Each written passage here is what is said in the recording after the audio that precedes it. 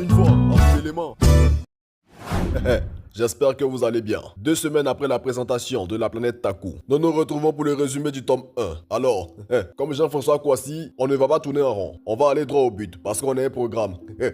Chapitre 1, la goutte d'eau. Victoire. Sur le continent Zielo, au sommet de la statue appelée l'Adin, les frères Takio et Taji s'affrontent dans un combat, histoire de s'entraîner et de tester leurs capacités. C'est dans ça Taji a pris un faux coup, un bon acholier, donc il a débé. Heureusement, leur sœur Taya était là pour le rattraper, en créant un nuage de sable. Pendant qu'ils discutaient, ils ont aperçu une géante goutte d'eau passer au-dessus d'eux dans le ciel, telle une étoile filante. Curieux, ils décident d'aller voir de près ce qui se passe. À leur arrivée, ils découvrent un homme albinos couché dans une flaque d'eau et décident de le sauver. Soudainement, le corps de l'homme s'illumine et la lumière envahit les enfants qui s'évanouissent par la suite. Chapitre 2. Tsuke, victoire. Après avoir récupéré ses petits-enfants, Tiro discute dans un espace spirituel avec 3 entités, Alma, Anima et Sele. Il s'avère que ces 3 esprits sont issus d'une seule entité appelée Psuke, provenant des îles Mongo. L'entité Psuke, désormais sous 3 formes, explique qu'après une lutte acharnée, elle s'est échappée des îles Mongo en possédant le corps de Spiridius, l'homme albinos qu'ils avaient sauvé récemment, et qu'en atterrissant sur le continent Zielo, le corps de celui-ci étant devenu trop faible, elle s'est réfugiée dans celui des enfants, en se scindant en 3. Tiro leur propose donc de les accueillir dans son corps, mais les 3 entités révèlent que c'est impossible, car elles sont encore trop affaiblies, et donc si elles quittent le corps des enfants, ils mourront. La conversation a donc pris fin. Tiro se rend aux côtés de Spiridius pour s'occuper de lui. En retirant ses vêtements, il remarque une marque sur la poitrine de celui-ci. Dès qu'il a vu la marque, il a crié bah bien, c'est pas possible. Au même moment, un peu plus loin,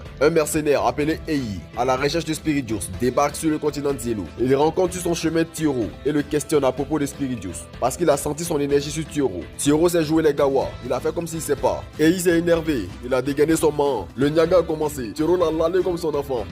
Spiridius les a rejoints. Il a informé Tiro que Ei est un Zogo et qu'ils doivent le ja. Mais Tiro s'est opposé, c'est devenu discours entre les deux. Ei dit d'accord, bavarder seulement. Il est sorti dans le dos de Tiro avec man. Mais Dieu merci, Taji aussi est sorti sur côté avec un pandé. Le gars est tombé, il a disparu chap dans une flaque d'eau. Vu la situation, Spiridius leur annonce que Ei reviendra, mais cette fois-ci avec renfort. Un groupe de 7 mercenaires, appelés lutteurs, des manceurs. Chapitre 3, le passé de Spiridius. Fort. Spiridius, découvrant que Psuke s'est réfugié dans le corps des enfants, décide d'expliquer comment tout a commencé. Lorsqu'il avait 14 ans, il a été retrouvé dans l'océan Tlao par 2 pêcheuses mongines, Exilia et Elaïa. Elles l'ont élevé et lui ont donné le nom de Spiridius. Par la suite, il s'est fait recruter dans l'armée. Pour lui, sa mission serait de protéger les îles Mongo, mais il s'est rendu compte qu'au contraire, l'armée massacrait et pillait les villages, pour soi-disant apaiser la colère d'une déesse colérique appelée Wera. Spiridius a refusé d'y participer. Ils l'ont donc fait prisonnier et ont assassiné ses 2 mamans. Tout s'est fait sous ordre de l'impérator, celui-même qui dirige les îles Mongo. Pour survivre, Spiridius est devenu un gladiateur. Il a combattu pendant 28 ans dans l'amphithéâtre.